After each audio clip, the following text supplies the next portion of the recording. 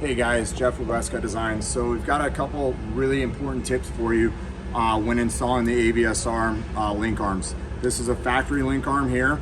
This is our link arm here. And with that is, you can see they both look very similar. If you didn't know, you would actually think they're the exact same. But very important here is that there is a keyway in here, and one side is flat and the other side is rounded. And so in the design here, it's exactly the same way as well. So what we've seen is people get these things because this rod actually rotates here, will rotate however much you want to rotate it. And what we're trying to prevent is any rotation when removing the screw. The screw that goes on there is a lock nut.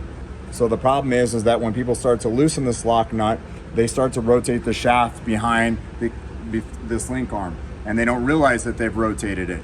And it creates a problem where the suspension won't air up the way it's designed because it's not in sync anymore. So very, very important. We're gonna have Warren go through this and explain the steps, which she is going to do for you. And then also here, you can see there's a rounded side and a rounded side, and this needs to make sure that this is kept in the press position for you when installing these or removing these, because it will rotate when you're either tightening it or loosening it. So it needs to be kept in the press position. I use this technique of pushing it on. Warren uses a technique where he's pulling it in the press position from the backside when he installs it and removes it. So I just wanted to share that with you. Again, these steps will really help make this much easier and really litigate the problems that you could have if it's not installed correctly. Again, thank you. All right, so when you're gonna go and loosen this, one of the things that I do is I first break the nuts loose. So I leave it on, and so when you're spinning this, it keeps the arm in place. So what you're gonna do is hold on to the arm and pull it back tight and break the nut loose, and continue to hold the arm all the way in till you can get that nut to where you can loosen it by hand. Now take both nuts off.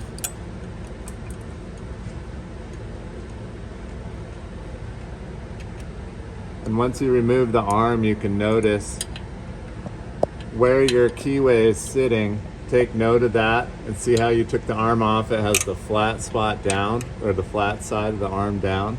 So when we go to install our new arm, you want to be very careful to not rotate this shaft too much and leave it where it was at. And you take the keyway with the flat side down, line the keyway up. Now you can see that it's over the shaft all the way down. You hold it tight and start your nut. It's very important to hold the shaft all the way in.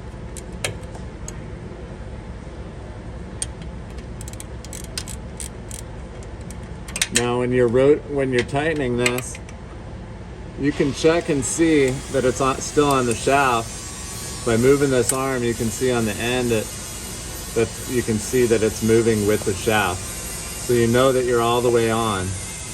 And you can continue to tighten it up. And now you can see that the shaft and the arm are moving together. There's no gap in the nut and the arm. And then you take your link arm, you put it back on. And then when you put this link arm on, you want to go all the way up on the slot. And there's this little retainer that keeps the other side from spinning. You want to make sure that retainer is not caught inside this slot right here. So you just put the nut back on.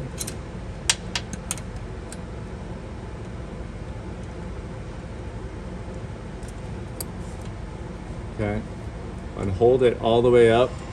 Keep in mind you got your retainer here. It's going to rotate that way to hit the arm. And just go ahead and tighten up your nut. And that's exactly how it should be installed. All the way up. So there you have it. So there is the best example on how to install your rear link arms and not cause you problems, and to make this process as easy as possible for you.